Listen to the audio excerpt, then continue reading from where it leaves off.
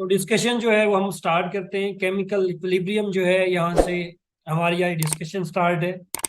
जैसा कि आपको पता है, इसके जो है नोट्स आपको प्रोवाइड कर दिए गए थे, कौन सा चैप्टर आपने कहाँ से करना है। सिमिलरली आपको बीएड का भी बता दिया गया है और इंग्लिश का भी बता दिया गया है कि आपने जो है इंग्लिश के कौन सा क्वेश्चन जो है तैयार करना है। तो क्वेश्चन नंबर फर्स्ट जो है हम यहाँ से स्टार्ट करते हैं। Those reaction which take place with increase in number of moles. ऐसे रिएक्शन जिसमें क्या हो, जो टेक प्लेस करें increase in number of moles. इसका मतलब ये है कि कोई ऐसा रिएक्शन है जिसमें number of moles of product जो है मेरा बच्चा वो क्या है, ज्यादा है किसके मुकाबले में, number of moles of reactant के। लाइक ए है आपके पास, कोई रिएक्टेंट है आपके पास, ए रिएक्टेंट है आपके पास, ए प्लस बी, ये दो रिएक्टेंट है आपके पास। ये आपके पास अगर कन्वर्ट हो रहे हैं 2C+D के अंदर, यहाँ पे रिएक्टेंट के एक मोल 2 मोल है, रिएक्टेंट के प्रोडक्ट के कितने मोल हैं, 2+1 3 मोल है। तो ऐसा रिएक्शन जो इन टेक प्लेस हो with increase in number of moles, तो तब जो है आपके पास कौन सी कंडीशन जो है वो ठीक होगी। आसान अल्फाज में, अगर number of moles of product जो है वो ज्यादा हो number of moles of reactant से, तो कौन सी कंडीशन जो है इसमें करेक्ट है। के पी ग्रेटर देन के सी, के पी लेस देन के सी, के P is equal to K सी, या नन ऑफ दिस। आपने एक फार्मूला पढ़ा होगा नोट्स के अंदर, गिवन था आपके पास कि के P is equal to K C into R T delta N. ये फार्मूला जो है आप लोगों ने पढ़ा होगा, के P is equal to K C R T delta N. Delta N जो है वो आपके पास क्या है, डेल्टा एन है मेरे बच्चा number of moles of product minus number of moles of reactant. अगर number of moles of product आपके पास ज्यादा होंगे, let's suppose number of mole of product आपके पास 3 है, नंबर ऑफ मोल रिएक्टेंट आपके पास क्या है, 2 है। प्रोडक्ट के मोल ज्यादा है रिएक्टेंट के, तो डेल्टा एन की वैल्यू आपके पास क्या आएगी, 1 आएगी। अगर डेल्टा एन की वैल्यू मैं इस इक्वेशन के अंदर 1 पुट कर देता हूँ, 1 पुट कर देता हूँ, तो आर टी की पावर 1 वो 1 ही रहेगा। इसका मतलब ये हुआ कि के पी जो है वो आप क्या है, के सी से बड़ा है। कितने टाइम बड़ा है, आर टी। अगर के सी को मल्टीप्लाई करें आर टी से, तब वो इक्वल होगा किसके, के पी के। तो जब भी आपके पास number of moles of product ज्यादा होंगे number of mole of reactant के मुकाबले में, हमेशा आपने याद रखना है कि के पी ग्रेटर होगा के सी से। यहाँ पे आप देख रहे हैं के पी इक्वल है किसके, के सी इंटू आर टी के, क्योंकि प्लस में आ रही है, डेल्टा एन की वैल्यू प्लस में आ रही है। अगर केस आपके पास ये हो, तो यहाँ पे राइट ऑप्शन जो है वो आपके पास कौन सा है, फर्स्ट वाला जो है वो राइट ऑप्शन। जब भी number of moles of product ज्यादा होंगे number of moles of reactant के मुकाबले में, तो के पी ग्रेटर देन के सी होगा। अगर केस आपके पास ये आए number of moles of product less than number of moles of reactant, number of moles of product आपके पास, लेट्स सपोज प्रोडक्ट के मोल जो है वो आपके पास 2 हैं, रिएक्टेंट के मोल्स आपके पास 4 हैं, जवाब किस में आएगा, नेगेटिव में आएगा। तो डेल्टा एन की वैल्यू क्या आएगी, -2 आएगी आपके पास। -2 का क्या मतलब है कि के P is equal to K C R T की पावर, अगर ऊपर माइनस में है इसको मैं नीचे लेके जा रहा हूँ, आर टी स्केयर।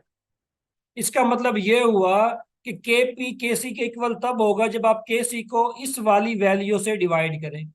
इसका मतलब ये हुआ कि के सी बड़ा है किससे, के पी से। या हम यूं भी कह सकते हैं के पी लेस देन है आपके पास किससे, के सी से।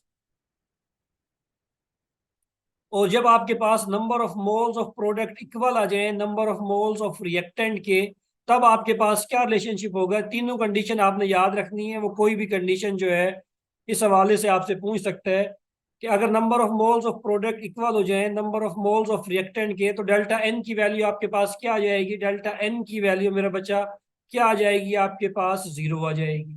जब number of moles of product, let's suppose number of mole product भी 2 है रिएक्टेंट भी 2 है, तो 2 - 2 इज इक्वल टू 0। तो डेल्टा एन की वैल्यू 0 आएगी।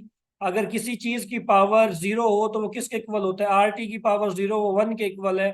तब क्या होगा आपके पास, के P is equal to K सी। तो ये तीनों कंडीशन जो है आपने याद रखनी है। जब number of moles of product is equal to number of mole of reactant, K P is equal to K C, first relationship. Second relationship, Kp if number of moles of product is greater than number of moles of reactant, then Kp is greater than Kc। Product के mole ज्यादा तो Kp ज्यादा, product के मोल कम तो Kp कम। ऐसे आप याद रख लें इसको। तो फर्स्ट क्वेश्चन जो है उसका राइट आंसर क्या था आपके पास? ए था आपके पास। मैं चेक कर रहा था, काफी लोगों ने जो है इसको ठीक लगाया है, एक दो बच्चों ने जो है इसमें गड़बड़ी जो है वो की हुई है। अच्छा, नेक्स्ट है आपके पास, in an irreversible reaction equilibrium is. अगर रिएक्शन आपके पास इरिवर्सिबल होगा तो इक्विलिब्रियम कैसी होगी? Established quickly, established slowly, never established, established when reaction stop. हाँ, तो क्या लगाया आप लोगों ने इसका? जल्दी से बताओ चैट बॉक्स के अंदर, क्या इसका आपने राइट आंसर लगाया है? अगर रिएक्शन इक्विलिब्रियम होगा, शाबाश, हीरा जो है बिल्कुल ठीक लगाया। डी, डी कैसे लगा दिया? आरफा डी कैसे हो गया इसका? Established when reaction stop? नहीं बच्चा, देखो इरिवर्सिबल रिएक्शन है, इरिवर्सिबल रिएक्शन जो है आपके पास ए और बी, लेट्स सपोज सी में जा रहा है, एरो आपको बता रहा है ये रिएक्शन इरिवर्सिबल है, रिएक्टेंट जो है प्रोडक्ट में कन्वर्ट हो गया तो प्रोडक्ट में ही रहेगा, वो रिएक्टेंट में नहीं आएगा। अगर रिएक्शन आपके पास इरिवर्सिबल हो, यूनिडायरेक्शनल हो, तो उसमें तो इक्विलिब्रियम कभी एस्टेब्लिश नहीं होगा, उसमें तो कभी भी आपके पास इक्विलिब्रियम एस्टेब्लिश नहीं होता। इक्विलिब्रियम आपके पास किस रिएक्शन में एस्टेब्लिश होता है? रिवर्सिबल रिएक्शन, रिवर्सिबल रिएक्शन में एस्टेब्लिश होता है। तो अगर आपके पास इरिवर्सिबल रिएक्शन है उसमें कभी भी आपके पास इक्विलिब्रियम एस्टेब्लिश नहीं होगा। सी जो है वो आपके पास करेक्ट है। कॉमन सा एमसीक्यूज था, कॉमन। नेक्स्ट है आपके पास, जल्दी से बताइएगा, what are the units for, unit क्या है इस इक्वेशन के लिए? Nitrogen gas plus oxygen gas nitrogen dioxide बन रही है, यूनिट क्या होंगे? Mole per D, mole into DM cube, mole per DM cube, DM cube पर मोल, या नो यूनिट्स? शाबाश, बाकी भी बताओ क्या लगाया है इसका? ए बी सी डी क्या लगाया? शाबाश, शहर ने नो यूनिट्स लगाया, आरफा ने नो, हीरा ने नो, बाकी भी बताओ शाबाश। तो यूनिट्स जो है आपके पास क्या होता है कि, यूनिट्स क्या होते हैं, किसके इक्वल होते हैं? Product over molar concentration of product, molar concentration of reactant. Product क्या है आपके पास? NO2 है, NO2 है आपके पास, NO2 है, तो यूनिट क्या होंगे इसके? मोल इंटू डीएम क्यूब का स्केयर आ जाएगा आपके पास।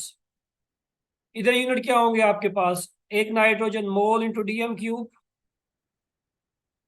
मोल पर डीएम क्यूब। यहाँ पे भी क्या होंगे कंसंट्रेशन के unit? Mole per DM cube.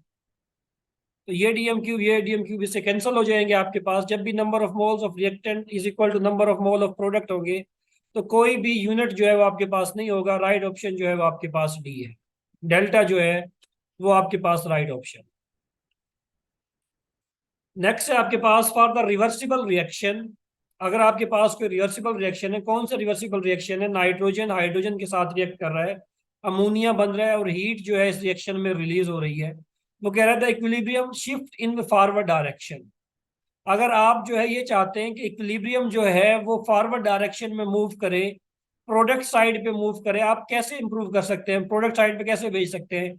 By increasing the concentration of ammonia, by decreasing the pressure, by decreasing the concentration of nitrogen and hydrogen, by increasing pressure and decreasing temperature। शाबाश, क्या लगाया आप लोगों ने इसका? जल्दी से बताइएगा, मुझे अंदाजा हो जाए क्या लगाया आप लोगों ने। शाबाश, हीरा ने ठीक लगाया। बाकी अगर पॉसिबल हो तो डायरेक्ट आप मैसेज करेंगे ना, वो कंफर्टेबल रहेगा मेरे लिए समझना। यहाँ पे जो है एवरीवन की बजाय डायरेक्ट भेजेंगे तो मुझे पता लगेगा बाकियों ने क्या लगाया है। शहर ने गलत लगाया है, और बाकियों ने क्या लगाया है? देखो ये रिएक्शन जो है आपके पास हैबर प्रोसेस है जिसमें आप अमोनिया सिंथेसाइज करते हो। वो कह रहा है अगर आपने रिएक्शन को फॉरवर्ड डायरेक्शन में शिफ्ट करना है तो आप क्या करें? By increasing the concentration of ammonia? नहीं, अगर अमोनिया की कंसंट्रेशन आप बढ़ाएंगे तो रिएक्शन तो आपके पास फॉरवर्ड, बैकवर्ड डायरेक्शन में जो है वो इंक्रीज करेगा, बैकवर्ड डायरेक्शन में इंक्रीज करेगा। ये स्टेटमेंट गलत है। By decreasing the pressure, pressure को डिक्रीज करेंगे आप, प्रेशर को अगर डिक्रीज करेंगे बाय डिक्रीजिंग द प्रेशर, फिर भी आपके पास रिएक्शन जो है वो बैकवर्ड डायरेक्शन में मूव करेगा। Third, by decreasing the concentration of N2 and H2, अगर आप रिएक्टेंट की कंसंट्रेशन को कम कर देंगे फिर भी रिएक्शन बैकवर्ड डायरेक्शन में जाएगा। आपने रिएक्शन को आगे धकेलना है, आगे धकेलना है। आगे आप कब धकेलेंगे? जब आप प्रेशर अप्लाई करेंगे, प्रेशर अप्लाई करेंगे, क्योंकि रिएक्टेंट के मोल्स जो है आपके पास ज्यादा है, प्रोडक्ट के मोल्स कम है। जब आप प्रेशर अप्लाई करेंगे तो रिएक्शन जो है वो कहां से कहां मूव करेगा? रिएक्टेंट से प्रोडक्ट की तरफ मूव करेगा। कब मूव करता है? जब रिएक्टेंट के मोल्स आपके पास ज्यादा हो, प्रोडक्ट के मोल क्या हो? कम हो आपके पास। तो आप प्रेशर अप्लाई करेंगे, रिएक्शन कहां पे मूव करेगा? फॉरवर्ड डायरेक्शन में मूव करेगा। और डिक्रीजिंग टेम्परेचर, आपको पता है ये जो प्रोसेस है आपके पास जिसमें आप अमोनिया सिंथेसाइज करते हैं, हैबर प्रोसेस जो है, इसमें हीट रिलीज होती है आपके पास। तो ये कौन सा रिएक्शन है आपके पास? एक्सोथर्मिक रिएक्शन है आपके पास। तो एक्सोथर्मिक रिएक्शन में जो है, अगर रिएक्शन को आपने फॉरवर्ड डायरेक्शन में धकेलना है तो टेम्परेचर को जो है आप डिक्रीज करते हो, टेम्परेचर को आप कम करते हो। तो आपने जो है अगर रिएक्शन को फॉरवर्ड डायरेक्शन में बढ़ाना है, आप ये दो काम करेंगे। और क्या काम कर सकते हैं? आप अमोनिया को जो है अगर विड्रॉ करते जाए कंटिन्यूअस इंटरवल के बाद, फिर भी रिएक्शन जो है वो फॉरवर्ड डायरेक्शन में मूव करेगा, क्योंकि प्रोडक्ट साइड पे जो कंसंट्रेशन है वो कम हो गई है। तो कंटिन्यूअस रिमूवल ऑफ अमोनिया अगर आप करेंगे, रिएक्शन फिर भी फॉरवर्ड डायरेक्शन में जाएगा। आप कोई कैटलिस्ट अप्लाई करेंगे, रिएक्शन फॉरवर्ड डायरेक्शन में जाएगा आपके पास। प्रेशर बढ़ाएंगे, वॉल्यूम कम करेंगे, फॉरवर्ड डायरेक्शन में जाएगा। टेम्परेचर डिक्रीज करेंगे, फॉरवर्ड डायरेक्शन में जाएगा। ये चार तरीके हैं जिसकी मदद से आप रिएक्शन को जो है फॉरवर्ड डायरेक्शन में बढ़ा सकते हैं। यहाँ पे राइट ऑप्शन जो है वो आपके पास नहीं है, बाकी सारे गलत है। आपका कोई भी सवाल हो आप डिस्कस कर सकते हैं जहां पे आपको इश्यू आए। अच्छा, नेक्स्ट है आपके पास फॉर द रिवर्सिबल रिएक्शन। अगर ये रिवर्सिबल रिएक्शन है आपके पास, अगेन आपके पास हैबर प्रोसेस की इक्वेशन है। यूनिट पूछ रहा है केसी के यूनिट क्या होते हैं? प्रोडक्ट और रिएक्टेंट। प्रोडक्ट की जो है आपके पास क्या है? मोल इंटू डीएम क्यूब। शाबाश, क्या लगाया आप लोगों ने? टू है आपके पास तो टू कर देता हूँ पावर। नीचे क्या है? चार जो है आपके पास इधर आ रहे हैं, तो पावर जो है मैं ऐसे लिख देता हूँ मोल इंटू पर डीएम क्यूब। ये आपके पास किसके आगे? ये नाइट्रोजन के आगे मोल डीएम क्यूब। और आपके पास हाइड्रोजन के तीन है आपके पास, तो मोल इंटू डीएम 3 आ जाएगा आपके पास, पावर 3। तो ये टू, एक यहाँ से और एक दो में से जो है एक यहाँ से अगर मैं कट करूं, बल्कि मैं ऐसे लिख देता हूँ 2 into mole per DM cube. To मैंने यहाँ पे लिख दिया, एक यहाँ पे लिख दिया। इससे जो है इन दो से जो है एक इससे और इससे जो है ये कैंसल आउट हो गया। आपके पास क्या बचा? Kc = 1/मोल इंटू dm3 स्क्वायर। इसको अगर आप ऊपर लेके जाएंगे तो आपके पास क्या बनेगा? मोल -2 इंटू dm6।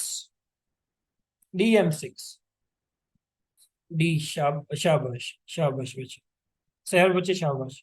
तो आपके पास कौन सा जो है ऑप्शन ठीक है? आपके पास ये वाला जो ऑप्शन है ये आपके पास ठीक है। Molar concentration of product divide by molar concentration of reactant. Product के कितने मोल हैं? 2 मोल हैं। रिएक्टेंट के कितने? 4 हैं आपके पास। तो 2/4, नीचे 2 आएंगे, 2 को ऊपर यूनिट सिंपल ऊपर लेके जाएंगे तो मोल -2 dm6 जो है वो आपके पास आ जाएगा। राइट ऑप्शन जो है वो आपके पास नहीं है। अच्छा, equilibrium constant depends on. Equilibrium constant जो है वो किस चीज पे डिपेंड करता है? इनिशियल कंसंट्रेशन पे, फाइनल कंसंट्रेशन पे, टेम्परेचर पे, या ऑल ऑफ दीज? शाबाश, क्या लगाया? इक्विलिब्रियम कांस्टेंट केसी जो है वो किस चीज पे डिपेंड करता है? किस चीज से जो है अफेक्ट करता है? शाबाश शाबाश हीरा बच्चे।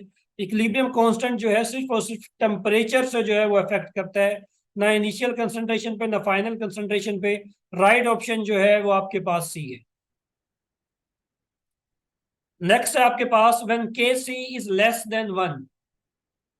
जब के सी की वैल्यू आपके पास <1 होगी, इसका क्या मतलब होगा?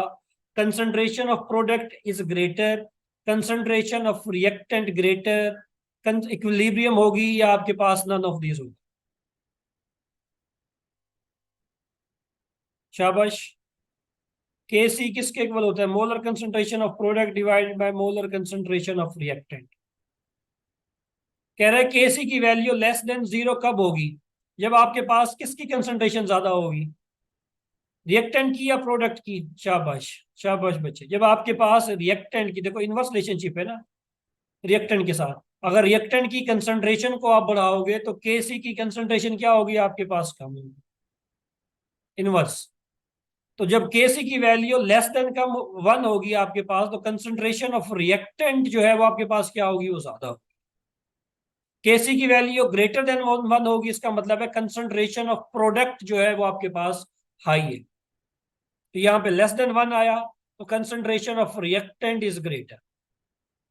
नेक्स्ट है आपके पास डिटरमिन द यूनिट फॉर के सी फॉर द फॉलोइंग रिएक्शन। इस रिएक्शन के लिए जो है के सी के यूनिट जो है वो आपने निकालना है। के सी के यूनिट जो है वो आपने निकालना है। क्या यूनिट लगाया आपने? N2O4 2NO2 के अंदर कन्वर्ट हो रहा है आपके पास। नो यूनिट्स मोल पर डीएम क्यूब, मोल स्केयर DM6 या नन ऑफ दिस। शहर ने बी लगाया, आरफा ने भी बी लगाया, बाकी हीरा ने क्या लगाया? हीरा ने भी बी लगाया। शाबाश। तो प्रोडक्ट जो है आपके पास क्या है? यूनिट आपने निकालना है केसी का। प्रोडक्ट जो है यहाँ पे क्या आएगा? मोल DM3, मोल पर डीएम क्यूब, ये आपके पास स्केयर आ गया, डिवाइडेड बाय एक मोल है आपके पास इंटू मोल पर DM3 आ गया आपके पास। तो एक से जो है एक आपके पास कट जाएगा। सिंपली जो आपके पास यूनिट आएगा केसी का वो क्या आएगा? मोल पर डीएम क्यूब। आप इसको ऐसे भी लिख सकते हैं, आप इसको ऐसे भी लिख सकते हैं, मोल इंटू DM-3। दोनों मेथड जो है वो लिखने की ठीक है। पर का मतलब ये होता है ना, डिवाइड इसको ऊपर ले जाऊँ वो माइनस में हो जाएगा आपके पास। तो यहाँ पे जो राइट ऑप्शन है वो आपके पास क्या है? बी जो है वो आपके पास राइट ऑप्शन। बी जो है वो आपके पास राइट ऑप्शन। नेक्स्ट क्वेश्चन है आपके पास, the partial pressure of a gas is directly proportional to the molar concentration at constant temperature. ये एक लॉ की स्टेटमेंट है। कौन सा लॉ बताता है कि पार्शियल प्रेशर जो है गैस का वो डायरेक्टली प्रोपोर्शनल होता है मोलर कंसंट्रेशन के? पार्शियल प्रेशर डायरेक्टली प्रोपोर्शनल होता है आपके पास molar concentration of a gas के। कौन सा लॉ कहता है? शाबाश। लॉ ऑफ मास एक्शन नहीं, लीशेट्रियल प्रिंसिपल नहीं, चार्ल्स लॉ नहीं, हेनरी लॉ। वायवे में जाते हैं ना आप, जब लोग वायवे में जाते हैं PPSC FPSC के वायवे में जब आप जाएंगे ना, ये लॉ जो है उसको बहुत ज्यादा पसंद है, हेनरी लॉ। अक्सर जो है वो आपसे पूछता है कि पार्शियल प्रेशर गैस का अगर आप बढ़ाएंगे तो इसकी कंसंट्रेशन जो है वो आपके पास बढ़ेगी। कौन सा लॉ बताता है? Henry law. इसको आपने भूलना नहीं है, इस लॉ को। Henry law. नेक्स्ट है आपके पास, if a change is impose on a system at equilibrium. अगर कोई सिस्टम जो है वो इक्विलिब्रियम में है, आप उसके ऊपर कोई चेंज लेके आ रहे, एज अ रिजल्ट क्या हो रहा है? The position of equilibrium will shift in a direction. Equilibrium की पोजीशन जो है वो शिफ्ट होगी उस डायरेक्शन में which tends to reduce that change. जिसके नतीजे में क्या होगा? जिस चीज ने उस चेंज को काज किया था, जो वजह बनी थी, वो आपके पास क्या हो जाएगी? कम हो जाएगी। ये कौन सा लॉ आपको बताता है? Law of mass action, Henry law, Le Chatelier principle, या आपके पास चार्ल्स लॉ? तो आपके पास कौन सा लॉ है? आपके पास लीशेट्रियल प्रिंसिपल। अच्छा, मुझे अभी इससे एक बात याद आ गई। एमफिल के अंदर हमारे एक टीचर थे, डॉक्टर फरमान साहब। बहुत अच्छे रिसर्चर हैं और उनका टीचिंग स्टाइल काफी अच्छा है। तो वो अक्सर जो है ना हमें कुछ वर्ड्स बताते रहते थे। तो वो कहते थे, ये आपने इस वर्ड को जो है गलत पढ़ते हैं। ये वर्ड जो है ना लीशेट्रियल नहीं है, लीचेट्रियल प्रिंसिपल नहीं है आपके पास, या लीशेट्रियल प्रिंसिपल नहीं है। वो कहते थे ये वर्ड जो है इसकी जो करेक्ट प्रोनाउंसिएशन जो है वो है लीशा तुल्य प्रिंसिपल। ये जर्मन वर्ड है। इसकी जो करेक्ट प्रोनाउंसिएशन है वो है लीशा तुल्य प्रिंसिपल। आप गूगल पे जाके देखेंगे तो आपको जो है इसकी प्रोनाउंसिएशन मिलेगी, लीशा तुल्य प्रिंसिपल। हम इसको जो है रूटीन में लीशेट्रियल या लीचेट्रियल प्रिंसिपल जो है पढ़ते रहते हैं। तो उन्होंने बताया हमें उस टाइम पे, ये बात मुझे याद आ गई। लीशा तुल्य प्रिंसिपल जो है इस वर्ड की करेक्ट, इस प्रिंसिपल की करेक्ट प्रोनाउंसिएशन। एक और वर्ड याद आ गया, ग्रिगनार्ड। ग्रिग्नार्ड रिएजेंट, आप ये पढ़ते हैं सारे, ग्रिग्नार्ड रिएजेंट, RMGX, इस कंपाउंड को आप पढ़ते हैं ग्रिग्नार्ड रिएजेंट। सर कहते थे ये ग्रिग्नार्ड रिएजेंट नहीं है, इसको पढ़ते हैं ग्रेनियार्ड, ग्रेनियार्ड रिएजेंट पढ़ते हैं इसको, ग्रेनियार्ड रिएजेंट। तो बस ये याद आ गई दो बातें, तो मैंने कहा बता दूं आपको। आप मजीद नेट पे, गूगल पे जाके ना इसको चेक भी कर सकते हैं इनकी प्रोनाउंसिएशन। अच्छा, on increasing concentration of reactant in a reversible reaction, on increasing the concentration of reactant in a reversible reaction, एक रिवर्सिबल रिएक्शन के अंदर आप क्या कर रहे हैं, रिएक्टेंट की कंसंट्रेशन को बढ़ा रहे हैं, then equilibrium constant will, equilibrium constant क्या करेगा, डिपेंड करेगा कंसंट्रेशन के ऊपर, इंक्रीज करेगा, डिक्रीज करेगा या अनचेंज, अनचेंज, शाबाश। इक्विलिब्रियम कांस्टेंट जो है सिर्फ और सिर्फ आपके पास वो टेम्परेचर से इफेक्ट होता है, बाकी वो किसी चीज से इफेक्ट नहीं होता। राइट ऑप्शन जो है वो आपके पास क्या आएगा, अनचेंज्ड आएगा। नेक्स्ट आपके पास the ratio of concentration of product to reactant at any particular time is called reaction quotient, extent of reaction, dissociation constant, या ऑल ऑफ दीज। तो रेशियो जो होती है आपके पास प्रोडक्ट टू रिएक्टेंट की, किसी भी एक खास टाइम के ऊपर, उसको क्या बोलते हैं, रिएक्शन कोशेंट। क्यू से जो है इसको जाहिर करते हैं, रिएक्शन कोशेंट। एग्जैक्ट जो है बुक की लाइन थी, जो आपको मटेरियल प्रोवाइड किया गया वहां पे ये चीज गिवन थी। नेक्स्ट है आपके पास, if reaction quotient is less than equilibrium constant then, अगर क्यू की वैल्यू आपके पास ज्यादा हो जाए के सी के मुकाबले में, देन कौन सी स्टेटमेंट जो है वो आपके पास करेक्ट है, less product is needed to acquire equilibrium, more reactant is needed to acquire equilibrium, system will shift to left until equilibrium is reached, या all of these। जी शाबाश, लास्ट का बताएं, 16 का जो है आपने क्या लगाया राइट ऑप्शन, शाबाश। अगर रिएक्शन कोशेंट की वैल्यू ग्रेटर देन हो के सी से, तो less product is needed to acquire equilibrium, alpha ने लगाया बी, नहीं मेरा बच्चा नहीं। राइट ऑप्शन जो है यहाँ पे वो कौन सा करेक्ट है आपके पास, आल, आल जो है वो आपके पास करेक्ट है। देखो, अगर प्रोडक्ट रिएक्टेंट की कंसंट्रेशन जो है, more reactant is needed to acquire equilibrium, less product is needed to acquire equilibrium, system will shift to left until equilibrium is reached. ये आपके पास रिएक्टेंट है, ये आपके पास क्या है, प्रोडक्ट है। कहना क्या चाह रहा है कि less product is needed to acquire equilibrium, अच्छा, less reactant, less product is needed, product जो है वो कम अमाउंट में चाहिए इक्विलिब्रियम में लाने के लिए, more reactant is needed, means product की कंसंट्रेशन ज्यादा है, रिएक्टेंट की कंसंट्रेशन आपके पास कम है, तो रिएक्शन किस डायरेक्शन में मूव करेगा, रिवर्स डायरेक्शन में मूव करेगा, लेफ्ट डायरेक्शन में जो है वो मूव करेगा। ये तीनों कंडीशन जो है ये बिल्कुल ठीक है, जब क्यू जो है रिएक्शन कोशेंट ग्रेटर देन के सी होगा, तो ये तीनों फिनोमिना, ये तीनों कंडीशंस जो है ये फॉलो होंगी आपके पास एग्जैक्टली exactly। जो है अगर बुक पढ़ी हो तो बुक में ये लिखा हुआ है, आप मजीद जाके इसको देखना आपने एक दफा। नेक्स्ट है आपके पास, इफ द वैल्यू ऑफ के सी इज लार्ज इट मींस, अगर के सी की वैल्यू आपके पास लार्ज होगी, लाइक ओजोनोलाइसिस जो है, ओजोन की जो है अगर आप डिकम्पोजिशन करें, ओजोन की आप डिकम्पोजिशन करें तो आपके पास क्या बनती है, आपके पास ऑक्सीजन बनती है, ऑक्सीजन गैस। इस रिएक्शन का जो इक्विलिब्रियम कांस्टेंट है आपके पास वो राउंड अबाउट 10⁵55 है। तो वो कह रहा है अगर केसी की वैल्यू आपके पास लार्ज होगी तो इसका मतलब क्या होता है, reaction is incomplete, reaction is complete, reaction is in equilibrium में, नन ऑफ दिस। शाबाश आरफा बच्चे, शाबाश, शाबाश, रिएक्शन इज कंप्लीट, सब ने ठीक लगाया, रिएक्शन इज कंप्लीट। जब केसी की वैल्यू आपके पास ज्यादा लार्ज होगी रिएक्शन कंप्लीट होगा, केसी की वैल्यू कम होगी रिएक्शन इनकम्प्लीट होगा, जब केसी की वैल्यू बहुत ही कम होगी, ना होने के बराबर होगी, फिर क्या होगा, अगर केसी की वैल्यू, बल्कि आ गया नीचे देखें, if the value of KC is neither very small nor very large, अगर केसी की वैल्यू ना ही ज्यादा स्मॉल है ना ही ज्यादा लार्ज है, then reaction is incomplete, reaction is complete, reaction is in equilibrium and none of this. शाबाश हीरा बच्चे, शाबाश। अगर केसी की वैल्यू आपके पास ना ही ज्यादा कम हो ना ही ज्यादा ज्यादा हो, केसी की वैल्यू ना ज्यादा स्मॉल हो ना लार्ज हो, तो रिएक्शन किस में होगा? रिएक्शन इक्विलिब्रियम में होगा। केसी की वैल्यू अगर स्मॉल होगी रिएक्शन इनकम्प्लीट होगा, केसी की वैल्यू लार्ज होगी रिएक्शन कंप्लीट होगा।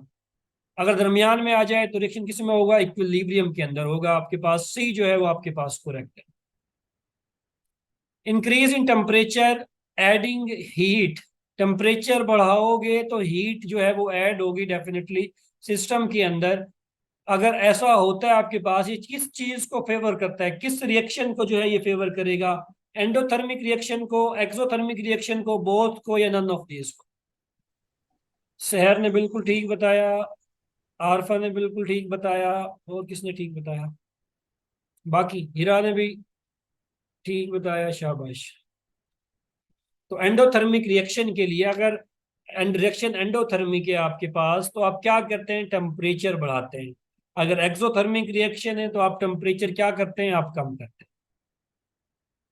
तो इंक्रीज इन टेम्परेचर, और टेम्परेचर बढ़ा रहे हैं, हीट को ऐड कर रहे हैं, वो किस रिएक्शन को जो है फैसिलिटेट करेगा, फेवर करेगा? Endothermic reaction. अगर यहाँ पे इंक्रीज इन टेम्परेचर की बजाय मैं डिक्रीज इन टेम्परेचर कर दूं तो आपके पास एक्सोथर्मिक रिएक्शन जो है वो फेवर्स होगा आपके पास। नेक्स्ट है आपके पास अ कैटलिस्ट है, speed up both forward and backward reaction to the same degree, lower energy of activation, effect temperature both है एंड बी। जी बचा। ए, मारिया ने बताया ए,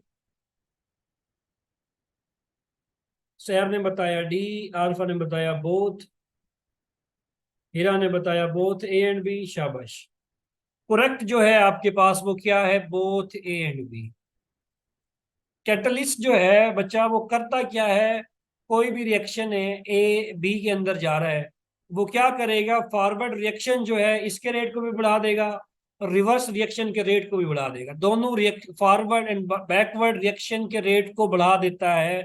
कैसे बढ़ा देता है? कैसे बढ़ा देता है? इस एनर्जी ऑफ एक्टिवेशन को कम करके। लेट्स सपोज ये आपके पास रिएक्टेंट है, ये आपके पास प्रोडक्ट है, ये जो एनर्जी बैरियर है, ये जो एनर्जी बैरियर है इसको क्या बोलते हैं? Activation energy. इस रिएक्शन को आपने इनिशिएट करना है, स्टार्ट करना है, इस रिएक्शन को कैरी आउट करना है, तो आपको इस अमाउंट की एनर्जी चाहिए होगी, तभी ये रिएक्टेंट इस हिल को क्रॉस करेगा, तभी जो है इस रिएक्टेंट इस हिल को क्रॉस करेगा, प्रोडक्ट के अंदर कन्वर्ट होगा। तो कैटलिस्ट करता क्या है? कैटलिस्ट करता क्या है? फॉरवर्ड और बैकवर्ड रिएक्शन को बढ़ा देता है। कैसे बढ़ाता है? इस एनर्जी बैरियर को क्या कर देता है? इस एनर्जी बैरियर को कम कर देता है। अब देखो ये एनर्जी बैरियर जो है ये कम हो गया है, रिएक्शन जो है जल्दी से फॉरवर्ड और रिवर्स डायरेक्शन में मूव करेगा आपके पास। तो ये दोनों स्टेटमेंट जो है आपके पास ठीक है। वो स्पीड अप करता है फॉरवर्ड और बैकवर्ड रिएक्शन को, और वो क्या करता है आपके पास? एनर्जी ऑफ एक्टिवेशन, ये जो एनर्जी ऑफ एक्टिवेशन है इसको क्या कर देता है? कम कर देता है। डी जो है वो आपके पास करेक्ट, डी करेक्ट है आपके पास। तो आपने ऐसे क्वेश्चन में गलती नहीं करनी। On industrial scale, industrial scale के ऊपर ammonia is synthesized through which process? Haber process, contact process, solar process, या नन ऑफ दिस? ये तो बड़ा ही आसान था। इंडस्ट्रियल स्केल के ऊपर अमोनिया जो है वो आप किस प्रोसेस से सिंथेसाइज करते हैं मेरा बच्चा? Haber process. कांटेक्ट प्रोसेस से क्या सिंथेसाइज करते हैं? जल्दी से बताना, कांटेक्ट प्रोसेस से क्या सिंथेसाइज करते हैं? कांटेक्ट प्रोसेस से क्या चीज सिंथेसाइज करते हैं? कौन सा केमिकल सिंथेसाइज करते हैं? शाबाश मारिए बच्चे, सल्फ्यूरिक एसिड। सल्फ्यूरिक एसिड जो है कांटेक्ट प्रोसेस से। सोलवे प्रोसेस से क्या करते हैं? Sodium carbonate, decahydrate, washing soda जिसे कहते हैं। तो ये आपने याद रखना है। ऑन इन हाँ, on industrial scale, industrial scale के ऊपर अगर आपने यील्ड ऑफ अमोनिया जो है उसको इंक्रीज करना है, अमोनिया कैसे बनाई? नाइट्रोजन हाइड्रोजन को रिएक्ट करवाया, कैटलिस्ट अप्लाई किए, और आपके पास क्या बनी? आपके पास अमोनिया जो है वो बन गई। ये आपके पास रिएक्शन है। वो कह रहा है कि अगर आपने यील्ड ऑफ अमोनिया, इस रिएक्शन में अमोनिया की यील्ड को जो है वो आपने बढ़ाना है, तो आप कैसे बढ़ाएंगे? कैसे बढ़ाएंगे? By decreasing temperature. रिएक्शन चूंकि एक्सोथर्मिक है, हीट निकलेगी, तो टेम्परेचर को क्या करो? कम करो। बात ठीक कह रहा है कि अगर अमोनिया की चूंकि रिएक्शन एक्सोथर्मिक है, एक्सोथर्मिक रिएक्शन में टेम्परेचर क्या करेंगे? कम करेंगे। एंडोथर्मिक में पीछे पड़ा टेम्परेचर बढ़ाएंगे। तो अगर अमोनिया की यील्ड को बढ़ाना है तो टेम्परेचर को डिक्रीज करो, बिल्कुल ठीक कहा। Applying high pressure, pressure apply करोगे रिएक्शन फॉरवर्ड डायरेक्शन में मूव करेगा, अमोनिया की यील्ड बढ़ेगी, बिल्कुल ठीक कह रहा है। Continual removal of ammonia, ammonia बनता जाए, इसको रिमूव करते जाओ, निकालते जाओ, इक्विलिब्रियम डिस्टर्ब होगा, क्योंकि रिएक्टेंट की कंसंट्रेशन ज्यादा है, प्रोडक्ट की कम है, रिएक्शन ऑटोमेटिकली जो है प्रोडक्ट साइड पे मूव करेगा, अपने आप को इक्विलिब्रियम में लेके आएगा। तो ये तीनों स्टेटमेंट जो है ये करेक्ट है। तो आल जो है वो आपके पास राइट ऑप्शन है, आल जो है वो आपके पास, शाबाश बच्चे शाबाश, आल जो है वो आपके पास करेक्ट है। मैंने अक्सर कहता हूँ कंसिस्टेंसी जो है ना, ये भी सेशन स्टार्ट हुआ था, मैंने उस दिन भी कहा था कि कंसिस्टेंसी जो है ना वो पहली सीढ़ी है कामयाबी की। अगर आप कंसिस्टेंट नहीं है, अगर आप कंसिस्टेंसी से जो है टेस्ट नहीं दे रहे हैं, तैयारी नहीं कर रहे हैं, फिर कोई फायदा नहीं। फिर आपको जो है बेशक ऑक्सफोर्ड के टीचर भी आप हायर कर लेना, आपका हाल यही रहना है। आप पूरी दुनिया में कहीं से भी टीचर हायर कर लें, हाल यही रहना है। तो ऑनलाइन सेशन के अंदर अक्सर में देखने को मिला है कि कंसिस्टेंसी जो है ना with the passage of time, जो जो सेशन नजदीक खत्म खत्म की तरफ जा रहा होता है, लोगों की जो कंसिस्टेंसी है ना वो बिल्कुल कम होती जाती है। अगर आप कंसिस्टेंट रहेंगे, आप टेस्ट देंगे, आपको चीजें सीखने को मिलेंगी, आपको फायदा होगा। अभी जो जो चीज इसमें से मैंने कोशिश की, जितने भी एमसीक्यूज यहाँ से बन सकते थे जो कि टेक्निकल थे, वो मैंने इसमें टेस्ट में देने की कोशिश की है। इसके अलावा उम्मीद तो ये इसी में से कोई आ जाएगा, इसके अलावा कोई आएगा तो मैं कोशिश कर रहा हूँ एक्स्ट्रा जो एमसीक्यूज है उनको भी जो टच करूँ आपके पास। इससे रेलिवेंट जो कुछ भी है मेरे जहन में आ रहा है मैं आपको बताने की कोशिश कर रहा हूँ। चलो नेक्स्ट है आपके पास, तो कंसिस्टेंट रहे, लाजमी रहे, कंसिस्टेंट रहेंगे तो इंशाल्लाह कामयाब हो जाएंगे। नेक्स्ट है आपके पास, the degree of ionization of an electrolyte is suppressed by the addition of highly soluble electrolyte. क्या आपके पास एक वीक इलेक्ट्रोलाइट है, आपने उसकी आयोनाइजेशन को सुप्रेस करना है, कम करना है, कैसे करोगे? आप क्या ऐड कर दो उसमें, एक मोर सोलुबल हाईली सोलुबल इलेक्ट्रोलाइट डाल दो, जिसमें क्या होना चाहिए, कॉमन आइन जो है वो आपके पास होना चाहिए। कौन सा अफेक्ट आपको ये बताता है? सोलुबिलिटी प्रोडक्ट नहीं, लॉ ऑफ मास एक्शन नहीं, कॉमन आइन इफेक्ट। कॉमन आइन इफेक्ट की जो है ये आपके पास एग्जैक्ट स्टेटमेंट है। राइट ऑप्शन जो है वो आपके पास क्या है? डी है। सॉरी, राइट ऑप्शन जो है वो आपके पास सी है, कॉमन आइन इफेक्ट। नेक्स्ट है आपके पास, solubility of silver bromide is 4 molar at 25 degree centigrade, calculate is KSP। शाबाश, KSP क्या निकाला आप लोगों ने? 2, 4, 8 या 16? शाबाश शहर बच्चे शाबाश। तो KSP क्या था? इस सिल्वर ब्रोमाइड को आयोनाइज करो, सिल्वर ब्रोमाइड आयोनाइज होगा, आपके पास क्या देगा? सिल्वर आइन देगा, और आपके पास क्या देगा? ब्रोमाइड आइन देगा। तो KSP किसके केवल आएगा? सिल्वर आइन के। और किसके केवल आएगा? ब्रोमाइड आयन के केवल आएगा। सोलबिलिटी दी हुई है, सिल्वर की 4 है, ब्रोमाइड की भी 4 है, तो 4 इंटू 4 कितना हो जाएगा मेरा बच्चा? 16 हो जाएगा आपके पास। 16 जो है वो आपके पास हो जाएगा। तो KSP की वैल्यू क्या आएगी आपके पास? 16 आएगी।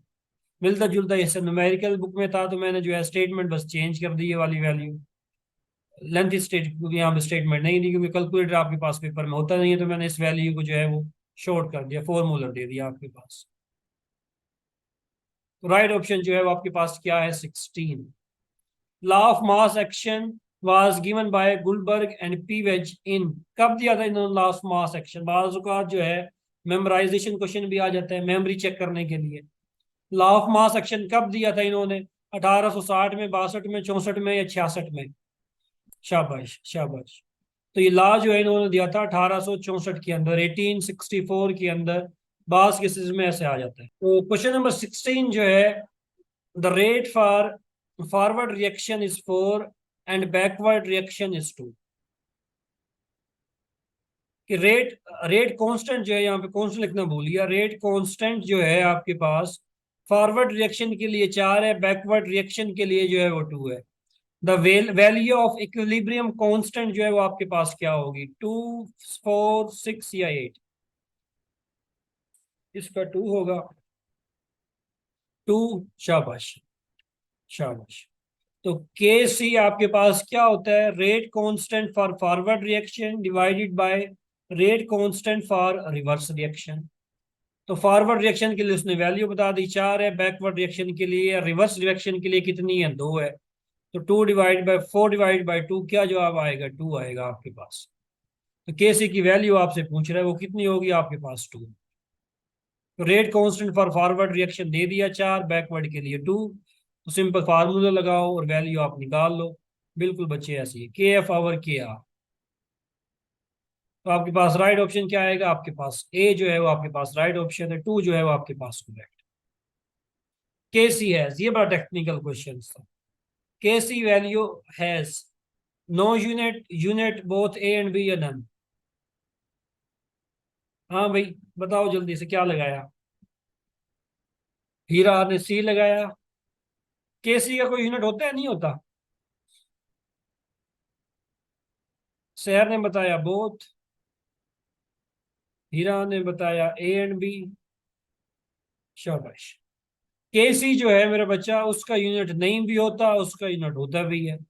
यूनिट कब नहीं होता, जब number of moles of product जो है number of moles of reactant के इक्वल हो जाए, तब के सी का कोई यूनिट नहीं होता। यूनिट कब होता है, जब number of moles of product या आपके पास ग्रेटर हो, या number of moles of product या आपके पास क्या हो, कम हो रिएक्टेंट के मोल से। तो तब जो है आपके पास केसी के यूनिट होते हैं, हम पीछे एग्जांपल कर चुके हैं। तो केसी का यूनिट होता भी, हो भी सकता है, नहीं भी हो सकता है, दोनों ऑप्शन जो है वो करेक्ट हैं, तो सी पे हम जाएंगे। बोथ ए एंड बी जो है वो आपके पास करेक्ट है। टेक्निकल क्वेश्चन है, बच्चे जो है इसमें अक्सर गलती कराते हैं। Eight the start of reaction the concentration of reactant is, जब रिएक्शन स्टार्ट ही होता है तो रिएक्टेंट की कंसंट्रेशन क्या होती है, हाई लो अकॉर्डिंग टू केसी या कांस्टेंट। शाबाश। हाई। शाबाश। देखो रिएक्शन जब स्टार्ट ही हुआ है, स्टार्ट के अंदर कंसंट्रेशन ऑफ रिएक्टेंट तो मेरा बच्चा आपके पास हाई होगी ना। With the passage of time क्या होगा, अच्छा स्टार्ट में रिएक्टेंट की कंसंट्रेशन हाई, प्रोडक्ट की कंसंट्रेशन लो।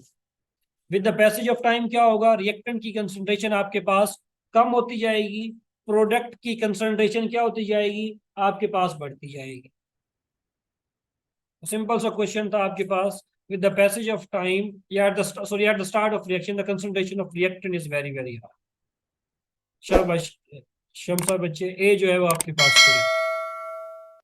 इंग्लिश का पोर्शन आ गया है, इंग्लिश का पोर्शन आ गया है आपके पास। पहला एमसीक्यूज है आपके पास, a system of government by one person with absolute power. कि ऐसा सिस्टम ऑफ गवर्नमेंट है, वन वर्ड सब्स्टिट्यूशन जो है वो मेजर मॉड्यूल था आपके पास, क्योंकि बाकी सारे मॉड्यूल जो है वो आपने कवर कर लिए हैं, ग्रामर के जो हैं, सेंटेंस करेक्शन। तो लास्ट पे आपके पास यही मॉड्यूल बच गया, वो कैब तो आपके साथ साथ चल रही है डेली बेसिस के ऊपर। तो आपके पास पहला क्वेश्चन था, the system of government by one person with absolute power. उसको क्या बोलेंगे, अरिस्टोक्रेसी बोलेंगे, ऑटोक्रेसी बोलेंगे, डेमोक्रेसी बोलेंगे या मोनार्की बोलेंगे। ऑटोक्रेसी। शाबाश। कि ऐसा सिस्टम ऑफ गवर्नमेंट जिसमें तमाम की तमाम पावर सिर्फ एक ही बंदे के पास हो, उसको बोलते हैं बच्चा ऑटोक्रेसी। ऑटोक्रेसी।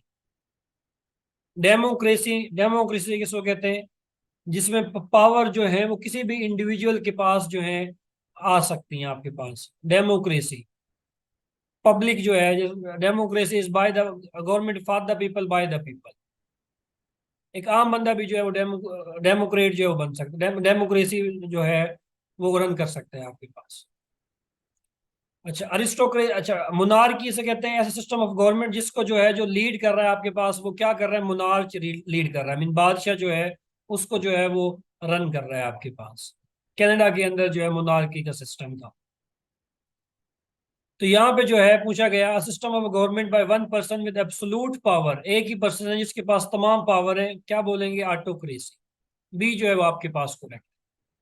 अरिस्टोक्रेसी किसको बोलते हैं, नीचे वाला क्वेश्चन जो है वो अरिस्टोक्रेसी के अकॉर्डिंग ही था। A form of a government in which power is given is held by nobility. कि पावर जो है वो नोबिलिटी के पास है, मीन पावर जो है वो किसके पास है, हायर अथॉरिटीज के पास है। जो माशरे की, जो सोसाइटी की हायर अथॉरिटीज हैं, अगर उनके पास पावर है, तो उस फॉर्म ऑफ सिस्टम को, उस फॉर्म ऑफ गवर्नमेंट को क्या बोलते हैं, अरिस्टोक्रेसी।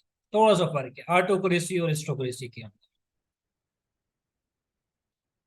नेक्स्ट है आपके पास अ लार्ज केज बिल्डिंग और इनक्लूजर टू कीप बर्ड्स। ऐसा पिंजरा या बिल्डिंग या इनक्लूजर जिसपे आपने किसको रखा हुआ है, बर्ड्स को रखा हुआ है, उसको क्या बोलते हैं? अवेरी बोलते हैं, अपेरी बोलते हैं, एक्वेरियम बोलते हैं या अरीना बोलते हैं? शाबाश, जल्दी से बताओ। हीरा ने है अपेरी बोलते हैं हीरा, नींद में नहीं लगा दिया। बर्ड्स को रखने के लिए, बर्ड्स को रखने के लिए बच्चा, अगर बर्ड्स को रखना है, बर्ड्स को अगर आपने रखना है तो अवेरी बोलते हैं। बर्ड्स के लिए जो है वो क्या है आपके पास, परिंदों को अगर रखना है तो अवेरी बोलते हैं। अब पेयरी कब बोलते हैं? जब आप पेयरी बोलते हैं आपके पास एक शहद की मक्खियों का जो छत्ता होता है ना आपके पास, बीज का जो नेस्ट होता है, उसको अपेयरी बोलते हैं। अवेयरी बोलते हैं एक ऐसा इंक्लूजर जिसमें आपने परिंदों को रखा हुआ है, बर्ड्स को रखा हुआ है।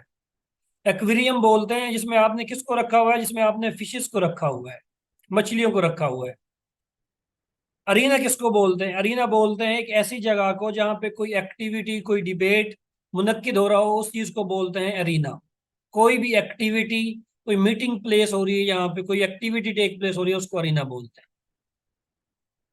तो यहाँ पे जो है लार्ज केज बिल्डिंग और clear to keep birds is known as aviary. B वाला बीस के लिए बिल्कुल ऐसे ही, बी वाला जो था ना, ये वाला बीस के लिए था, शहद की मक्खियों के लिए था। अब गलत कर दिया ना, देखो भेजा भी हुआ था, फिर गलत कर दिया। ऐसे मिस्टेक इधर तो कर सकते हैं, पेपर में नहीं कर सकते। A building where animals are butchered, ऐसी जगह जहां पे आप एनिमल जानवरों को जिबा करते हैं, उसको क्या बोलते हैं? एबेटोर बोलते हैं, एपेरी बोलते हैं, एक्वेरियम बोलते हैं, एरीना। इनका तो आपको पता है।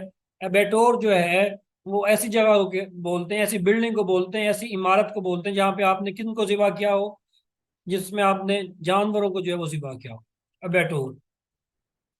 Government not connected with religious और स्पिरिचुअल मैटर, ऐसी गवर्नमेंट जिसका मजहबी और रूहानी चीजों से कोई भी वास्ता ना हो, ताल्लुक ना हो, उसको क्या बोलते हैं? मोनार्की, प्लूटोक्रेसी, सेकुलर या नन ऑफ दिस? शाबाश, जल्दी से बताओ। 33, शाबाश हीरा।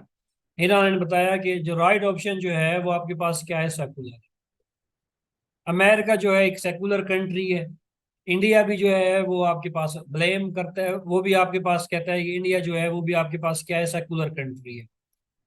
क्लेम करता है, इंडिया क्लेम करता है कि वो भी आपके पास क्या है? सेकुलर कंट्री है, क्योंकि वहां पे रिलीजियस और स्पिरिचुअल जो है वो आज़ादी जो है वो मौजूद है।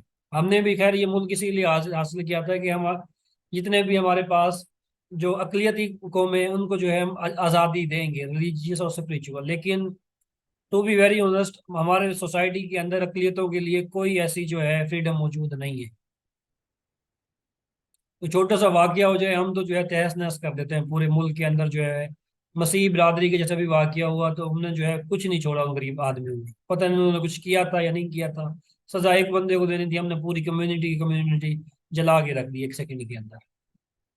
तो मजहबी आज़ादी जो है पाकिस्तान के अंदर तो नहीं है, इंडिया के अंदर कुछ ही किसी हद तक है। मेजोरिटी नहीं है, किसी हद तक जो है वहां पे है। यूएस के अंदर है मजहबी आज़ादी आपके पास, वो भी मुसलमानों के खिलाफ ही है किसी हद तक, लेकिन फिर भी बेहतर है, काफी बेहतर। तो ऐसी government not connected with religious and spiritual matter, जिसका मजहब से, किसी भी मजहब या स्पिरिचुअल मैटर से कोई ताल्लुक ना हो, उसको क्या बोलते हैं? सेकुलर या सेकुलरिज्म बोलते हैं। गवर्नमेंट बाय द वेल्दी, ऐसी गवर्नमेंट जो अमीर लोग चला रहे हो, जिसमें अमीर लोग हो आपके पास, उसको क्या बोलते हैं? प्लूटोक्रेसी बोलते हैं। Plutocracy, government by the wealthy is known as plutocracy. थोड़ी सी स्पीड तेज करता हूँ। सिनोनिम ऑफ इनेबरेट, इनेबरेट का सिनोनिम बताना है आपने। अच्छा, मैंने तो इसको याद किया था बारात से। शादी में बारात से आ जाती है ना, तो मैंने इसको ऐसे याद किया था। इनेबरेट मुझे याद नहीं रहता था, तो मैंने बारात कर लिया था, BRIAT, बारात से याद रख लिया था। आजकल मैंने देखा है शादियों के अंदर जो है ना, पता नहीं ये क्या कल्चर आया है, यकीन माने मेरा काफी दफा विजिट हुआ देखने का। अब शादियों के अंदर क्या होता है, लोग जो है ना ड्रंक होके जाते हैं, मतलब शराब जो है वो पी के जो है वो पहुंचे होते हैं शादियों के अंदर, धुत होके। ये लाइव मैंने देखा है, कुछ शादियां मैंने अटेंड की हैं लास्ट कुछ मंथ्स के अंदर। बस दूर की थी, वो बस जाना पड़ा। तो वहां पे जो है कुछ लोग, उनके ऐसे रिलेटिव्स आए थे जो टोटल जो है वो ड्रंक थे। तो बड़ी हैरत भी होती है कि पता नहीं किस सोसाइटी के अंदर हम रह रहे हैं, कौन सी जो है क्या हम प्रमाण चला रहे हैं सोसाइटी में, कौन सा कल्चर जो है हम प्रमाण चला रहे हैं। तो बारातों के अंदर आजकल मैं देख रहा हूँ with the passage of time, पता नहीं हम उस बारात को जो है अच्छी समझते हैं कि पता नहीं क्या हिसाब किताब है, सिगरेट पी रही है, कहीं कुछ चल रहा है, कहीं कुछ चल रहा है, कहीं आइस चल रही है, अजीब ही कल्चर जो है प्रमोट होता जा रहा है वक्त के साथ साथ। तो इनेबोरेट जो है ड्रंकन से जो है, आप इसको याद रखें, ड्रंकन, मदोशी की आदत जो है होना। स्लगिश नहीं आएगा, डिसोबे नहीं आएगा, इंस्टिल नहीं आएगा, ड्रंकन जो है वो आपके पास करेक्ट है। सिनोनिम ऑफ इंस्टिल, इंस्टिल जो है इसका क्या सिनोनिम है आपके पास? रेवोल्यूशन को कहते हैं, कैंडिड को कहते हैं, इम्प्लांट को कहते हैं, या नन ऑफ दिस। तो इंस्टिल कहते हैं बच्चा इम्प्लांट को, किसी भी चीज को नक्श कर देना, नक्श कर देना, इम्प्रिंट, इम्प्रिंट करना, इम्प्लांट करना। तो सी जो है वो आपके पास करेक्ट है। एंटोनिम ऑफ इंडोलेंट, इंडोलेंट जो है इसका एंटोनिम बताना है। हाँ हीरा बच्चे क्या लगाया? इंडोलेंट कहते हैं मेरा बच्चा ऐसा बंदा जो लेजी हो, ऐसा बंदा जो स्लगिश हो, ऐसा बंदा जो लिथार्जिक हो। लेजी के वर्ड में आता है, लेजी, स्लगिश, लिथार्जी के तीनों क्या है आपके पास? सिनोनिम है, तीनों सिनोनिम है। तो राइट ऑप्शन जो है वो आपके पास क्या आएगा? नन आएगा। नहीं नहीं, सी नहीं आएगा, नन आएगा आपके पास। एंटोनिम पूछा है, ये तो सिनोनिम है तीनों, लिथार्जिक, स्लगिश, लेजी, इनका मतलब एक ही है। एंटोनिम जो होता है इसका आता है शार्प, एक्टिव, वो आपके पास करेक्ट होता है। ऐसा बंदा जो एक्टिव और लेजी नहीं है उसको इंडोलेंट बोलते हैं। एंटोनिम पूछा है, एंटोनिम पूछा, एंटोनिम ऑफ इंडोलेंट वो क्या आएगा आपके पास? शार्प आएगा, आपके पास क्या आएगा? इंटेलिजेंट आएगा, इस मामले में जो है वो आपके पास आएगा, लेजी से उलट आएगा आपके पास। नन जो है यहाँ पे वो ठीक था। अब सारे तो मैं वो नहीं दूंगा ना जो, जिनके इधर ही हाँ। अच्छा नेक्स्ट है आपके पास इंटोनिम ऑफ इंस्टिगेटर, इंस्टिगेटर कहते हैं किसी चीज को एक्साइट कर देना, मोटिवेट कर देना। मास्टरमाइंड का वर्ड भी जो है वो इंस्टिगेटर के लिए यूज होता है। अब जैसे 9 मई हुआ पाकिस्तान के अंदर, तो मजीद काफी सारे क्लेम किए गए कि इसने जो है इंस्टिगेट किया, फलाने ने किया, ढिमकाने ने किया, जिसने भी किया। तो नाम तो खैर अब नहीं लेना चाहिए, जिसने भी इंस्टिगेट किया उस वाकये को, चाहे ये इल्जाम है या हकीकत है, जो भी है इसके पीछे। तो इंस्टिगेटर का मतलब मास्टरमाइंड भी होता है, मोटिवेटर भी होता है, इंसाइडर भी होता है। एंटोनिम पूछा गया, एंटोनिम क्या होगा? रिकनसाइलर, जो किसी चीज को इंस्टिगेट नहीं करेगा, जो कि मिटिगेट कर देगा। मिटिगेट, कम कर देना किसी चीज को, तो मिटिगेट। डी जो है यहाँ पे वो ठीक है, रिकनसाइलर, रिकनसाइलर ठीक है। नेक्स्ट है आपके पास टीचिंग टेक्निक, थोड़ा सा स्पीड तेज करूंगा। Outside the box thinking, outside the box thinking, कि आप जो है किसी चीज से, किसी दायरे से निकल के सोच रहे हैं, उसको क्या बोलते हैं? Divergent thinking, convergent thinking, critical thinking, या नन ऑफ दिस? ए शाबाश। आउटसाइड द बॉक्स थिंकिंग या क्रिएटिव थिंकिंग, क्रिएटिव थिंकिंग, उसको क्या बोलते हैं आप? डाइवर्जेंट थिंकिंग जो है वो बोलते हैं, divergent thinking. Outside the box thinking या क्रिएटिव थिंकिंग क्या बोलते हैं? Divergent thinking. मीन्स आपके पास अगर कोई प्रॉब्लम है, उसकी प्रॉब्लम के आपके पास क्या हो, काफी सारे अगर सोल्यूशन हो एक ही प्रॉब्लम के आपके पास, तो इस टाइप की थिंकिंग को क्या बोलते हैं? Divergent thinking. डाइवर्ज हो जाना, एक पॉइंट से जो है डाइवर्ज हो जाना, मुख्तलिफ जगह पे चला जाना। कन्वर्जेंट जो है मुख्तलिफ जगह से एक जगह पे आगे कन्वर्ज हो जाना। आपके पास काफी सारे फैक्ट्स को आप जोड़ते जाएं, फैक्ट्स को आपके पास जोड़ते जाएं, एंड पे आपके पास क्या है? एक सोल्यूशन आपके पास आए। यहाँ पे क्या कर रहा था? एक प्रॉब्लम के आपके पास क्या थे? काफी सारे सोल्यूशन थे। वो आपके पास कौन सी थिंकिंग थी? आपके पास डाइवर्जेंट थिंकिंग। फैक्ट्स को जो है आप मिलाते जाएं, एक फैक्ट, दो फैक्ट, तीन फैक्ट, और आपके पास फाइनल में एक सोल्यूशन आ जाए। ये कौन सी थिंकिंग है? ये कन्वर्जेंट थिंकिंग है। कन्वर्ज कर रहे हैं आप एक पॉइंट के ऊपर सारे पॉइंट्स को, सारे फैक्ट्स को। तो एक कन्वर्जेंट थिंकिंग होती है, और एक आपके पास कौन सी होती है? Divergent thinking. Convergent thinking, divergent thinking. तो outside the box thinking, creative thinking आप कर रहे हैं तो वो किस में आएगा? डाइवर्जेंट थिंकिंग में आएगा। जैसे मिसाल के तौर पे मैं आपसे पूछूं कि आपकी जो है अपने टीचर्स के बारे में क्या राय है, या आपसे मैं ये पूछूं आप टीचर क्यों बनना चाहते हैं, तो आप सबकी जो थिंकिंग है वो क्या होगी? वो सबकी थिंकिंग क्या होगी? डिफरेंट होगी। कोई कोई वजह देगा, कोई कोई वजह देगा, कोई किसी ने कुछ कहना है, किसी ने कुछ कहना है। तो क्या होगा? हर किसी की जो थिंकिंग होगी वो क्या होगी? वो मुख्तलिफ होगी। कि आप टीचर क्यों बनना चाहते हैं? कोई कहेगा कि मेरे अब्बू की ख्वाहिश है टीचर बनूं, कोई कहेगा मुझे खुद शौक है पढ़ाने का, कोई कुछ कहेगा, कोई कुछ कहेगा। कन्वर्जेंट थिंकिंग में क्या होता है? कन्वर्जेंट थिंकिंग में जैसे आपसे मैं सवाल पूछूं पाकिस्तान कब आज़ाद हुआ, तो आप सारे क्या कहेंगे? 1947 में आज़ाद हुआ। सबका जवाब एक ही हो। ये किस थिंकिंग में आएगा? कन्वर्जेंट। कन्वर्जेंट थिंकिंग जो है इसका ताल्लुक आपकी इंटेलिजेंस से है। कन्वर्जेंट थिंकिंग का ताल्लुक आपकी इंटेलिजेंस से है, आपके पावर, आपकी मेमोराइजेशन पावर से है। डाइवर्जेंट थिंकिंग का ताल्लुक आपकी क्रिएटिव थिंकिंग से है, कोई नई चीज आप क्रिएट करने की कोशिश कर। चलो थोड़ा सा बता दिया, एक्सप्लेन कर दिया। स्पीड तेज करते हैं। Divergent thinking is controlled by right hemisphere, left hemisphere, hypothalamus, या नन ऑफ दिस। जी क्या लगाया? डाइवर्जेंट थिंकिंग जो है, शाबाशिरा बच्चे, divergent thinking is controlled by right hemisphere. मैंने पता कैसे याद किया इसको? मैंने याद किया डॉक्टर से। डाइवर्जेंट थिंकिंग को कौन सा हेमिस्फीयर कंट्रोल करेगा? Right hemisphere control. डॉक्टर से मैंने याद रखा, कंफ्यूज हो जाता है अक्सर। कन्वर्जेंट थिंकिंग को किससे याद किया मैंने? सीएल से। कन्वर्जेंट थिंकिंग को क्या चीज, कौन सा हेमिस्फीयर कंट्रोल करेगा? लेफ्ट। मैंने सीएल से याद किया। सीएल सेंट्रल लाइब्रेरी से जो है, यूनिवर्सिटी में होती है ना एक लाइब्रेरी, सेंट्रल लाइब्रेरी, तो मैंने ऐसे याद किया। कन्वर्जेंट थिंकिंग को लेफ्ट हेमिस्फीयर जो है वो कंट्रोल करता है। डाइवर्जेंट थिंकिंग को राइट हेमिस्फीयर जो है वो कंट्रोल करता है। मैंने ऐसे इन चीजों को याद किया। अगर आप ऐसे वैसे भूल जाएगा तो आप ऐसे ही याद रख लेना, आपको फिर भूलेगा नहीं। कन्वर्जेंट थिंकिंग में क्या होता है? आप इवेल्युएशन इवेल्युएशन करते हैं। मैंने बताया फैक्ट्स को जो है आप जोड़ते हैं, फिर जो है आप एक्सक्लूशन पे जाते हैं। आप इवेल्युएशन करते हैं, आप एनालिटिकल देखते हैं, लॉजिकल देखते हैं, सारी चीजों को देखते हैं। ऑल ऑफ दीज जो है वो आपके पास करेक्ट है कन्वर्जेंट थिंकिंग के अंदर।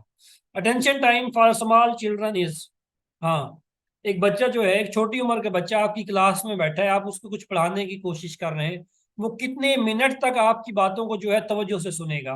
5 मिनट, 10 मिनट, 15 मिनट, या 20 मिनट? 20 मिनट सुनेगा। शमसा बच्चे, इसका मतलब है आप टीचर अच्छी हो। अगर आप टीचर अच्छी हो तो आपकी बात को 15 मिनट तो वो सुन ले। अच्छा, 10 बताया है। हाँ 10। 5 नहीं सुनेगा हीरा बच्चे, अब आप इसका मतलब आप बुरी टीचर हो। छोटे बच्चा जो है ना, उसका जो अटेंशन टाइम है वो आपके पास 10 मिनट्स होता है। 10 मिनट्स छोटे बच्चे का। अडल्ट अडल्ट का जो अटेंशन टाइम है वो आपके पास 15 मिनट्स होता है। ये आपने याद रखना है, इंपॉर्टेंट एमसीक्यूज हैं दोनों।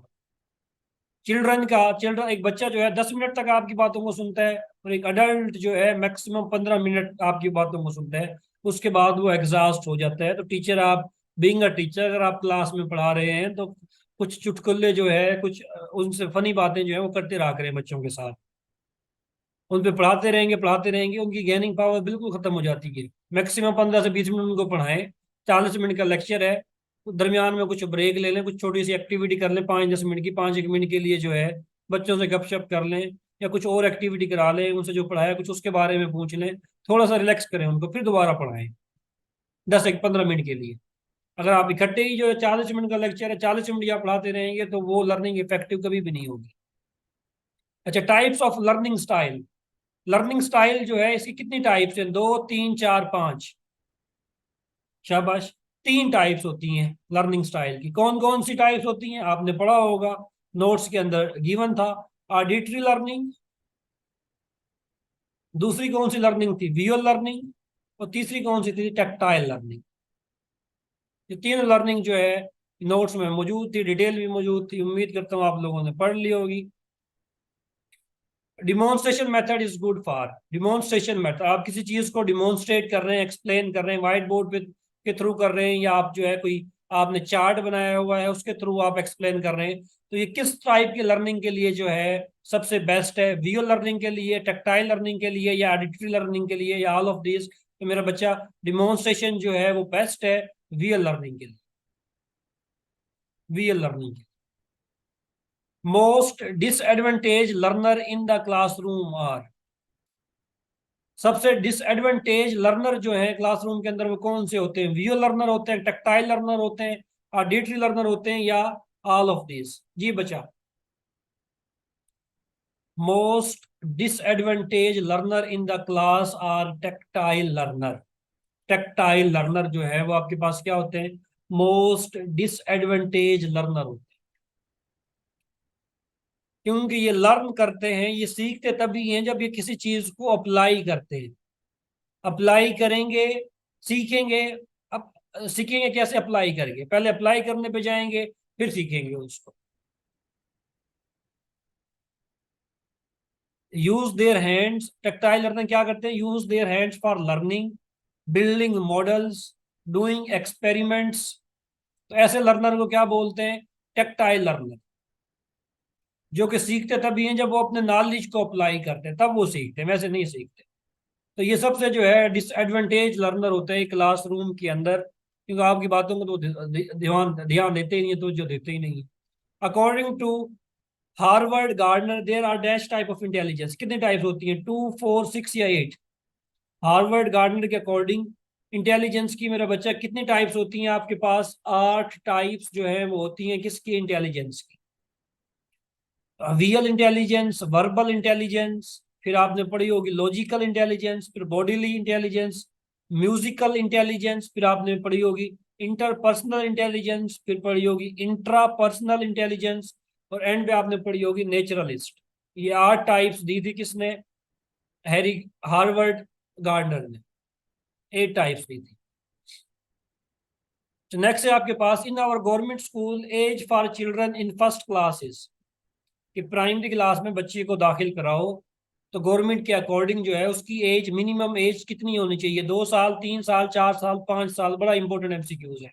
8 साल होनी? नहीं नहीं, कितनी होनी चाहिए शाबाश, जल्दी से बताओ। हमसे बच्चे 8 तो ऑप्शन ही कोई नहीं है। 3 साल ना। गवर्नमेंट के अकॉर्डिंग जो है, गवर्नमेंट स्कूल में जो एक बच्चा आपके पास आता है गवर्नमेंट स्कूल में, हुकूमत ने कहा हुआ है कि उसकी मिनिमम एज जो है वो 4 साल होनी चाहिए। 4 साल से पहले आपने बच्चे को दाखिल नहीं करना, लेकिन इस पे कोई अमल नहीं करता। आजकल तो माएँ जो है बच्चों से इतनी तंग होती हैं, वो जो है 2 साल का, 2.5 साल का होता है उसको स्कूल भेज दें, जा भाई तूने ही जो है पाकिस्तान को, तूने ही कश्मीर को फतह करना है, या तूने ही जो है पूरी दुनिया को फतह करना है जाके। छोटे से बच्चे के ऊपर इतना बर्डन डाल देती हैं। उसका इतना वजन नहीं होता जितना भारी बैग जो है वो बांध के स्कूल जा रहा होता है। मुझे समझ नहीं आती।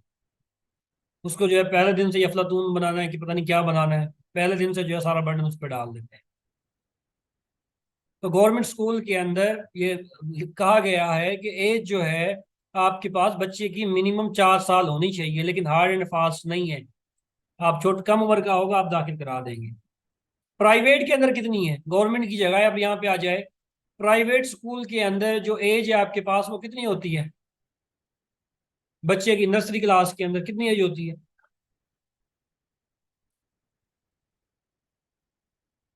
2। अब 2 भी सबसे बच्चे अब इतनी कम भी नहीं होती जितनी आपने अब बना दी है, 2 नहीं होती, 3 होती है। प्राइवेट स्कूल के अंदर, प्राइवेट सेक्टर के अंदर जो मिनिमम एज है बच्चे की फर्स्ट क्लास में इनरोल होने के लिए वो 3 साल है। गवर्नमेंट के अंदर जो है वो आपके पास 4 है। याद रखना है आप। प्राइवेट वालों को जो है पैसे ज्यादा चाहिए होते हैं ना, इसलिए वो क्या करते हैं, बच्चों को जल्दी खींचने की कोशिश करते हैं। 2.5 साल का होता है, कहते हैं भेजो भाई इसको स्कूल भेजो। अच्छा, in it is using a large group of muscle to sit, stand and walk and run. कौन सी जो है इसमें से आपको लार्ज मसल यूज करने पड़ते हैं सिट, स्टैंड, वॉक, रन करने के लिए? Gross motor, fine motor, both या नन ऑफ दिस? तो ग्रोस मोटर में जो है आपको क्या करने पड़ते हैं? अपने मसल जो है वो यूज करने पड़ते हैं। लाइक जंपिंग आप कर रहे हैं, आप रेसिंग कर रहे हैं, आप रनिंग कर रहे हैं, आप जो भी कर रहे हैं उसमें मसल आप यूज कर रहे हैं, वो किस कैटेगरी में आएगा आपके पास? ग्रॉस मोटर की कैटेगरी में आपके पास आएगा। Age limit for sensory motor, age limit जो है सेंसरी मोटर की कितनी होती है? Birth to 2 year, 2 to 7 year, 7 to 11 year, या 11+ ईयर? शाबाश। शमसा शम्मा लिखा हुआ है कि पता नहीं शमसा लिखा हुआ है, मुझे नाम समझ नहीं आ रहा आपके बच्चे, क्योंकि यहाँ पे जो है ना शम्मा ही आ रहा है, शम्मा। चलो, एज लिमिट जो है सेंसरी मोटर के लिए वो कितनी होती है? बर्थ टू 2 ईयर होती है आपके पास। प्री ऑपरेशनल के लिए आपके पास कितनी होती है? 2 to 7 ईयर होती है। कॉन्क्रीट ऑपरेशनल के लिए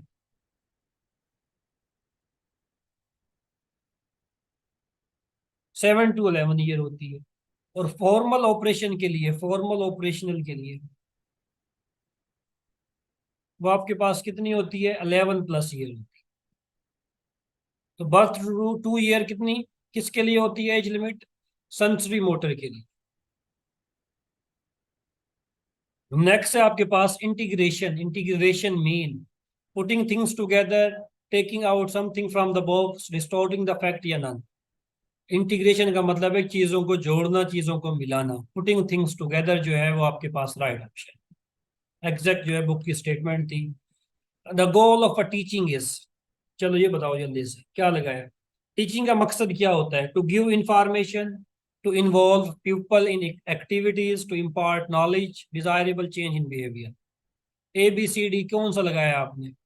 शहर बच्चे शाबाश। बाकियों ने क्या लगाया?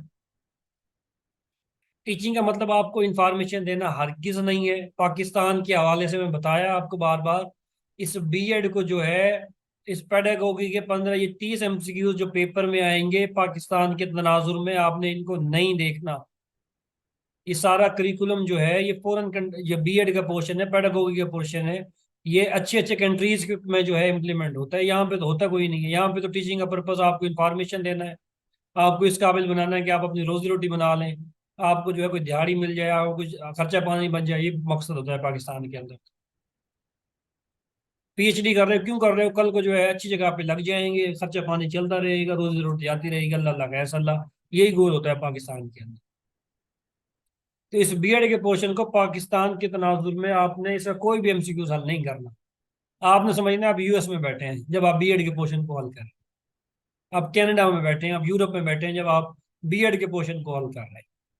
आपने इमेजिन करना है और गलती नहीं करनी। तो गोल ऑफ टीचिंग जो है वो क्या है? To involve people in activities नहीं, टू इम्पार्ट नॉलेज नहीं, डिजायरेबल चेंज इन बिहेवियर। आपके बिहेवियर के अंदर जो है एक डिजायरेबल चेंज लेके आना है। आपको आपको ऐसा बंदा बनाना है कि आप सोसाइटी के लिए जो है अच्छे फर्द बन सके। आपको जो है एक अनपढ़ के साथ बात करने का तरीका आना चाहिए। एक पढ़े लिखे के साथ तो आप बात कर लेते हैं, अनपढ़ के साथ आपको बात करते मौत आती है। आप उसको इंसान नहीं समझते। आप खुद देख लें, एक घर में अनपढ़ है, आप पढ़े लिखे हैं, तो आपका जो बिहेवियर उसके साथ टोटली डिफरेंट होगा। आप बात बात पे कहेंगे तुझे, आपको क्या पता, आपको क्या पता, आप कौन सा पढ़े लिखे हुए हैं। तो टीचिंग का पर्पज ये है कि आपके बिहेवियर के अंदर चेंज लेके आए। चेंज आएगा आपके पास तो टीचिंग का जो मेन गोल है, जो मेन पर्पज है, वो आपके पास क्या हो जाएगा? वो कन्वे हो जाएगा, वो डिलीवर हो जाएगा।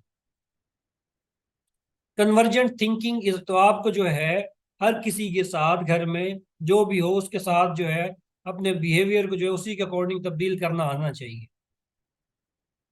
Convergent thinking is done by, ये बता चुका हूँ। कन्वर्जेंट थिंकिंग जो है कौन सा हेमिस्फीयर के थ्रू डन होती है आपके पास? राइट, लेफ्ट, बोथ या नन? जल्दी से बता दो, ये तो मैंने अभी आपको टोट का भी दिया ऊपर।